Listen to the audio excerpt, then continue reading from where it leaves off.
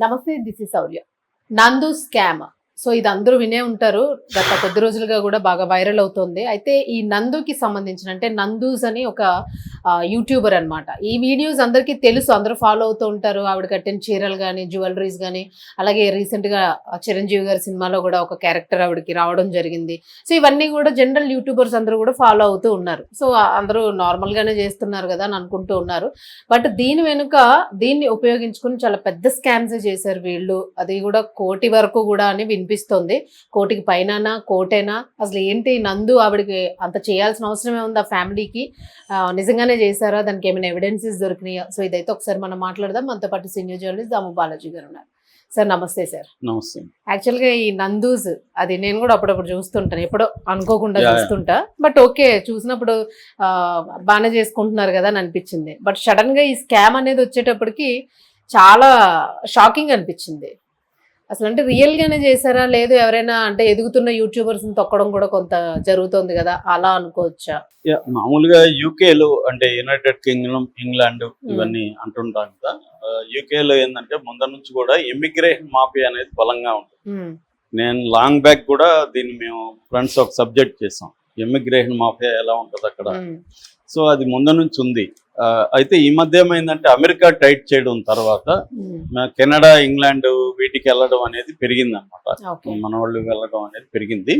ఈ క్రమంలో ఇప్పుడు నందూస్ వరల్డ్ అనే ఒక యూట్యూబ్ ఛానల్ సంబంధించిన ఒక ఫ్యామిలీ, ఆ ఫ్యామిలీలో రమానందన అనే ఆమె పేరు, పూర్తి పేరు నందు అనే, నందు నందన అని అంటుంటారు. ఆమె పూర్తి పేరు రమానందన అనే. వాళ్ళ భర్త మధుకర్ జాగర్లమూడి. వీళ్ళిద్దరూ అరౌండ్ 40s. మొన్ననే బర్త్డే చేసి దాని మీద కూడా ఒక వీడియో చేసి 34 పెట్టి మళ్ళీ 43 అని చెప్పి చేసింది. సో అలాగా వాళ్ళిద్దరూ 2020లో యూట్యూబ్ ఛానల్ స్టార్ట్ చేశారు, నందు వరల్డ్ అని. అట్లాగే ఇన్స్టా కూడా స్టార్ట్ చేశారు. యూట్యూబ్ ఛానల్ విపరీతంగా సక్సెస్ అయింది. దాదాపు 28,90,000 సబ్స్క్రైబర్లు ఉన్నారు. సో అట్లాగే ఒక 150 కోట్ల వ్యూస్ వచ్చాయి. సో రికార్డ్ అనమాట వాళ్ళ ఛానల్. అట్లాగే ఇన్స్టాల్ అంత లేదు, ఇన్స్టాల్ 2.5 లక్షల మంది ఉన్నారు. బట్ యూట్యూబ్ ఛానల్ పెద్ద హిట్ అయింది. వీడియోలు కూడా చాలా పెట్టారు, 620 వీడియోలు దాంట్లో పెట్టారు. వాళ్ళది హిట్ అవడానికి కారణం ఏంటంటే ఆమెకు ఒక డిఫరెంట్ వాయిస్ ఉంది. తర్వాత ఫ్యామిలీని ఇన్వాల్వ్ చేయడం, ప్రజెంటేషను, కుకింగ్ రిలేటెడ్ ఇవి పెట్టడం. అందువల్ల రెండోది ఏంటంటే ఆ లండన్ అట్మాస్ఫియర్, మనకు మామూలుగా అమెరికా అట్మాస్ఫియర్ బాగా తెలుసు, కానీ మన వాళ్ళకి లండన్ అట్మాస్ఫియర్, అక్కడ ఉన్న జీవితం పెద్దగా తెలియకపోవడం, దాన్ని వీళ్ళు కనెక్ట్ అయ్యే విధంగా తెలుగు ఆడియన్స్కి లేదా తెలుగు డయాస్పోరా, ప్రపంచవ్యాప్తంగా తెలుగు వాళ్ళు కనెక్ట్ అయ్యే విధంగా చేయడం బాగా హిట్ అయ్యారు. దాంతోపాటు వీళ్ళు యాక్చువల్గా ఎసెక్స్ అనే ప్రాంతంలో ఉంటారు, ఇంగ్లాండ్లో. కోల్చెస్టర్ అంటారు, కోల్చెస్టర్లో ఉంటారు వీళ్ళు. ఒక నందూస్ కిచెన్ అని 2023లో ఒక కిచెన్ కూడా ఓపెన్ చేస్తారు అక్కడ, ఒక హోటల్ లాంటిది. సో అది కూడా బాగా హిట్ అయిందని చెప్తున్నారు. సో ఇలాగా వాళ్ళు ఏదో వాళ్ళ వీడియోలు చేసుకోవడం, డిఫరెంట్గా ట్రై చేసుకోవడం, కనెక్ట్ అవ్వడం జరుగుతుంది. ఇప్పుడు సడన్గా వాళ్ళ మీద స్కామ్ వచ్చింది. ఇది మనశంకర్ వరప్రసాద్లో గెస్ట్ రోల్ ఆమె చేసింది. దాని తర్వాత వాళ్ళ పాపులారిటీ ఇంకా పెరిగింది. ఇప్పుడు ఏంటంటే ఈ వాళ్ళ మీద వీళ్ళది ఏంటంటే తమడా మీడియా అంటారు, వీళ్ళు తమడా మీడియా మీద ఆరోపణలు వచ్చాయి. ఈ ఆరోపణలు ఏంటంటే ప్రధానంగా వీసా స్కామ్ అంటారు. వీసా స్కామ్ అంటే ఇప్పుడు మనకి ఏ దేశానికైనా బేసిక్గా మెయిన్వి 2 రకాల వీసాలు ఉంటాయి. ఒకటేమో స్టూడెంట్ వీసా, 2 జాబ్ వీసా. ఈ స్టూడెంట్ వీసా, జాబ్ వీసాల్లో అక్రమాలు జరిగాయి. మామూలుగా మనకి సర్టిఫికేట్ ఆఫ్ స్పాన్సర్షిప్ అంటారు. అంటే ఒక కంపెనీలో అక్కడ జాబ్ గ్యారంటీ అవ్వాలి, స్పాన్సర్షిప్ ఇప్పించాలి. ఇప్పిస్తే ఇక్కడ నుంచి వెళ్ళొచ్చు. లేదు కాలేజీలో ఏమన్నా సీటు తెప్పిస్తే కాలేజీలో స్టూడెంట్ వీసా వస్తుంది, అక్కడ కూడా కాలేజ్ స్పాన్సర్షిప్ కావాలన్నమాట. ఇది అక్కడున్న ఇమిగ్రేషన్ అధికారులతో కోఆర్డినేట్ చేసుకొని, ఆ కంపెనీతో కోఆర్డినేట్ చేసుకొని వెళ్ళాలి. దీనంతా ఇప్పించేదానికి వీళ్ళు దాదాపు ఒక 50 మంది దగ్గర 15 to 20 lakhs per head collect చేశారని, ఆ తర్వాత వాళ్ళకి జాబ్ రాలేదు, వీసా రాలేదు. ఆ తర్వాత వీళ్ళకి ఫోన్లు చేస్తే ఫోన్లు స్విచ్ ఆఫ్, వీళ్ళ నెంబర్లు బ్లాక్ చేసేసారు. ఇలాంటి వాతావరణంలో వీళ్ళు ఏం చేయాలో తెలియక వీళ్ళు కూడా ఓపెన్ అయిపోయి Hmm. వాళ్ళ మీద యూట్యూబ్ ఛానల్లో మాట్లాడడం, బ్యాంక్ అకౌంట్స్ అవన్నీ చూపించడం అవి చేశారు. సో దాంతో పెద్ద ఎత్తున వీళ్ళు స్కామ్ చేశారనేది మన తెలుగు మీడియాలో వచ్చింది.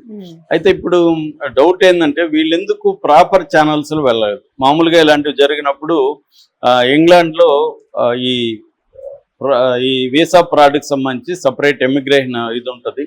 వాళ్ళకి మామూలుగా OISC అంటారు, అంటే ఆర్గనైజేషన్ ఆఫ్ ఇమిగ్రేషన్ సంబంధించిన కమిషనర్ ఉంటారు, ఇమిగ్రేషన్ సర్వీసెస్ కమిషనర్, OISC అంటే.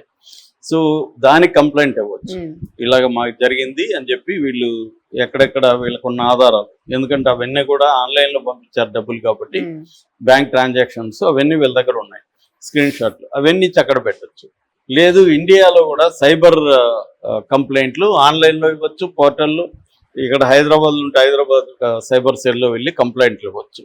అంటే త్రూ ప్రాపర్ ఛానల్ వెళ్ళడం వల్ల ఖచ్చితంగా వాళ్ళ ఒకవేళ చేస్తుంటే వాళ్ళ మీద చర్యలు తీసుకుంటారు, FIR నమోదవుతుంది, అవన్నీ జరగాలి. అవన్నీ జరగలేదు. FIR నమోదైనట్టు ఎక్కడా లేదు. వీళ్ళు ఎందుకు టీవీలతో యూట్యూబ్ ఛానల్తో మాట్లాడడం వల్ల వీళ్ళకి ఏం న్యాయం జరుగుతుంది? ఎక్స్పోజ్ అవ్వచ్చు ఇష్యూ, కానీ లీగల్గా ఏం జరుగుతుంది? ఇప్పుడు మన ఛానల్లో 10 వీడియోలు చేసినంత మాత్రాన వాళ్ళ మీద లీగల్గా తీసుకోరు కదా. వీళ్ళు వెళ్ళి ప్రాపర్గా ఎందుకు ఇవ్వలేదు? లేదా ఒక స్కీమ్ ఉండాలి, ముందుగా వీళ్ళని ఎక్స్పోజ్ చేసి ఒక పెద్ద ఎత్తున ఇదైనాక అప్పుడు వెళ్ళి కంప్లైంట్ ఇస్తే వాళ్ళు కూడా పోలీసులు సీరియస్గా తీసుకుంటారు, లేకపోతే సీరియస్గా తీసుకోరు అనేది ఏమైనా ఇంటెన్షన్ ఉండాలి. సో ఏదేమైనా ఒక ప్రొసీజర్ వీళ్ళు ఫాలో అవుతున్నారా లేదా అనే అనుమానాలు అయితే వస్తున్నాయి. అంటే ఒక వెర్షన్ ఏంటంటే వీళ్ళకి ఎనిమీస్ కూడా ఉన్నారు. మామూలుగానే ఒక సామెత ఉంటుంది అమెరికన్ గ్యాంగ్స్టర్లో, డెంజల్ వాషింగ్టన్ చెప్తాడు, సక్సెస్ బ్రింగ్స్ ఎనిమీస్ అని. మనం ఏమి ఎవరిని అనాల్సి మళ్ళీ మనం సక్సెస్ అయితేనే మనకి ఎనిమీస్ తయారవుతారు. అలాగేమన్నా వీళ్ళకి, ఎందుకంటే ఇదే జంటలు చాలా జంటలు ఉన్నాయి, యూట్యూబ్ ఛానళ్ళు ఇవన్నీ నడిపే వాళ్ళు ఈ మధ్య బాగా పెరిగారు. వాళ్ళంత సక్సెస్ కల్లా వీళ్ళు అయ్యారు. సో ఆటోమేటిక్గా వాళ్ళకంటే మనం బాగా చేస్తున్నాం, మనం సక్సెస్ అవ్వట్లేదు, వాళ్ళు అవుతున్నారనే ఒక జలసీ ఉండే అవకాశం ఉంది. అలాగేమన్నా చేశారా? అలాగే చేసినప్పుడు వాళ్ళు ఎందుకు ఇంకా రిప్లై ఇవ్వలేదు? వాళ్ళు కూడా దీని మీద మామూలుగా అయితే వాళ్ళు ప్రతిదానికి చిన్న చెముచిటి కన్నా స్పందించి వీడియోలు చేసేవాళ్ళు. ఇంత పెద్ద ఎత్తున వచ్చినప్పుడు ఇది వచ్చి కూడా 3-4 రోజులు అయిపోయింది, ఎందుకు వాళ్ళు స్పందించట్లేదు? ఇలాంటి అనుమానాలు ఉన్నాయి. మామూలుగా అయితే వీసా అదొక వైపు అయితే, ఈ వీసాల బ్యాచ్ మన వీళ్ళు ఎంత మూర్ఖంగా ఉంటారంటే చాలా మంది ఎవడి మాట నమ్మి వాళ్ళకి డబ్బులు ఇచ్చేయడం.